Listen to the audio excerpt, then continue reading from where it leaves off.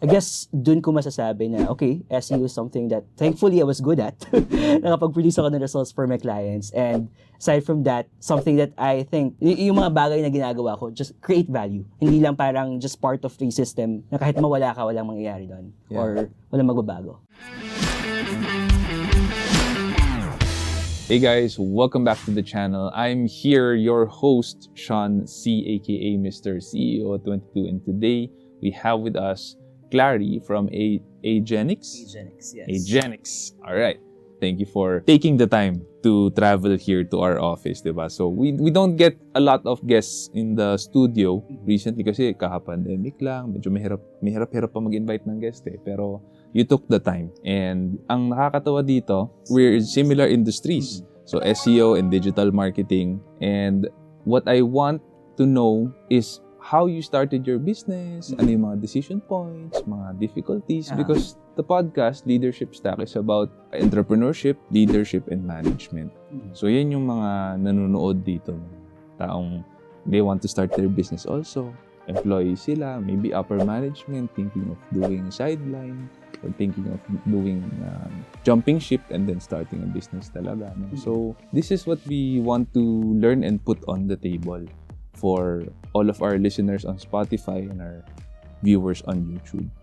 So, ready ka na? Ready na. And one of my motivation din naman why I came here today is para matuto. Matuto from you, for someone who has done it for about 15 years, no? Yeah. Oh, 13. 13, yeah. Sorry. No, about it. Dinagdagan mo akong 2 taon. Sorry about that, yeah. So, we are actually almost within the same path when we were starting. So, I will always take time to learn from people who have done it before. That's a good trait as an entrepreneur. So, Clarry, how young are you now? I'm 25 years old. 25. And you started when you were? 23. 23. Perfect. So, young entrepreneur, this is proof that it doesn't really matter what age you are. All that matters is kung binigyan ka ng opportunity ni God, anong gagawin mo? And then, do you have the guts to actually do what's needed? So, Clarry, what we want to know is when you were fresh out of college, syempre, iba yung college eh. Iba pa yung iniisip mo, school, academics, friends. What was your outlook in life? Kasi when I graduated college, I failed 28 units in Lasal sa Kakadota. Sobrang halos kick out ako eh. And puro FDA, puro failure due to absences. Sabi ko, siguro yung mga trabaho talagang yung mga pinaka patapon na. Yun na lang yung walang tumatanggap.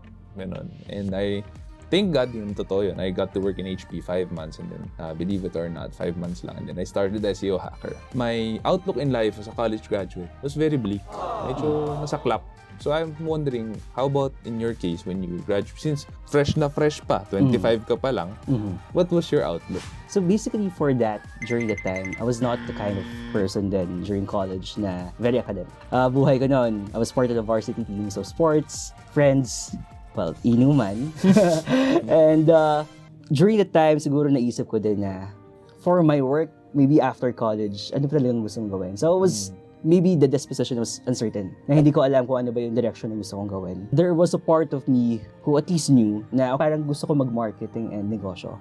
But I was not coming from a family of business owners. I was coming from a family of public school teachers kasi. When I was in college, I tried to work. My very first work was a VA, a cold call, basically appointment setter for a company based in the United States. And I was fired in my very first job because natutulog ako.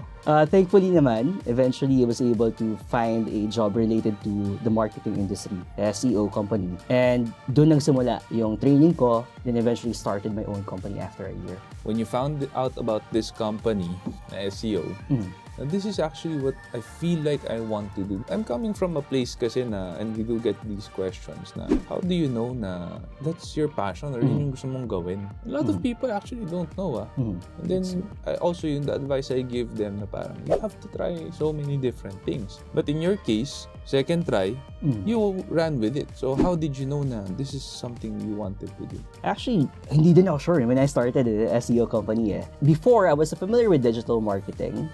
But the thing is, SEO yung parang super complicated na nakita ko. So, hindi ko inaral yung SEO. During that time, akala ko parang the job post was actually management trainee for a digital marketing company.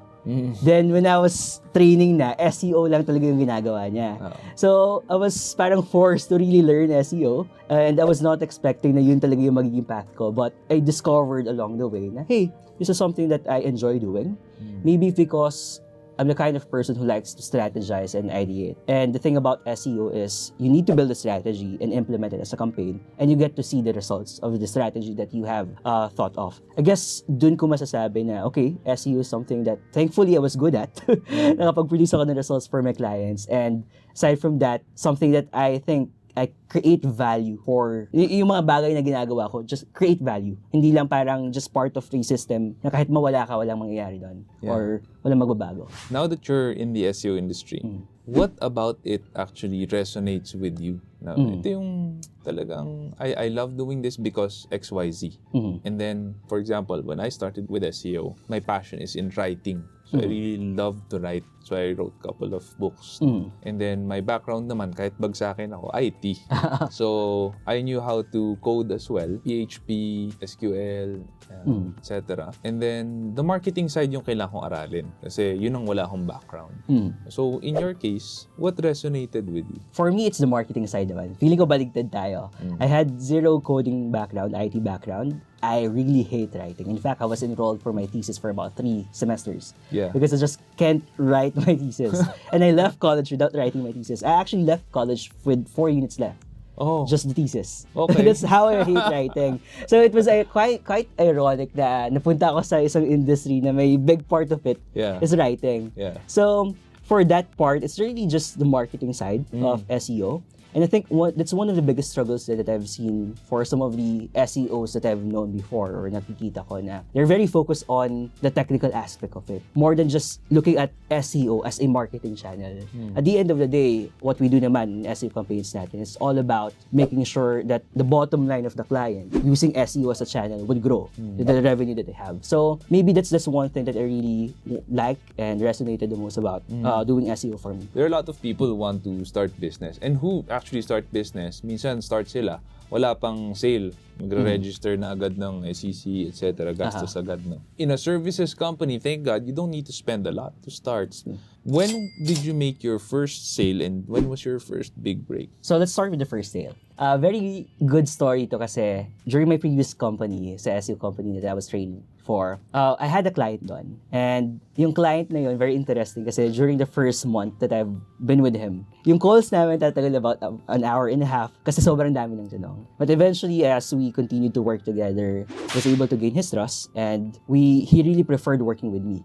So when I left the company to start my own team as a freelancer pa that time, he followed me. So he became our first client. And yung first client na yon, we were able to parang have good enough relationship with him to trust us to be his outsourcing partner. So what he did was, aside from his websites that he owns, na hawak namin yung campaign, he also created a company in the US na wala siyang team, just a brand, and do business development work to resell our services. So for the good first year of our company, yun yung buhay namin. The campaigns that he is feeding us through white label or subcontractor work. Second part in terms of what helped me, like big break, kind of a big break. Throughout naman the lifespan of the business, you'll have multiple big breaks Pero so far, what I can say, one of the big breaks that we've had is when I joined one business organization. It's called Business Network International, which helped us really be connected with a lot of business owners here in the Philippines and get our own direct clients. So right now, we started the year ng 2023, 90% of our revenue are coming from white label campaign from that partner. Now we have a good split of our own direct clients and our white label campaigns. BNI ka pala. Yes. I used to be part of be BNI part as of well. BNI. It helped me a lot so far. I mean, it does help a lot. And business is business doon, di ba? So, direktahan. Actually, maganda BNI. I would recommend it, no? If you're, kahit di ka startup kahit you're doing business for quite a while, BNI is very good. So, would you say na yun yung engine of growth mo? That's what gives you most of your new leads coming in? Right now, yes. But for 2024, we're planning to really push for our own marketing na. That's the biggest struggle of agencies actually. When you're starting out, you're good at marketing, but you're not good at marketing yourself. So, we're going to that phase we're in. Okay, we realize that we have to do marketing for ourselves na. So, that's why for 2024, we have a good pipeline of plans for us to push for our own brand here in the Philippines and even outside of the Philippines. You have to practice what you preach, no? That's true. That's true. Well, SEO hacker, number 1 sa SEO Philippines. So, Kailangan. for an SEO agency, actually, that's the biggest social proof that you could have. Yes. Like, if you are an SEO agency, you're number 1 for SEO Philippines. So, That's always been, for me, the most important thing. And minsan lang may mga Google anomaly. So recently, it's really because of our code structure. Kaya natanggal kami doon for a while. And then, but we've held that spot for a very, very long time. And now we're back at it. I think we were dethroned for maybe almost a year. Yeah. And then now we're back. We just had to recode the site. That's it. Samantalang naka-WordPress Genesis team kami, which supposedly is a very good framework for it being search-friendly. No? So may mga anomaly talaga si Google na ganon over the course of the 13 years that I've been doing SEO work. Sometimes, Google will just magtotopak lang talaga siya. Ganun, That's true. No? So,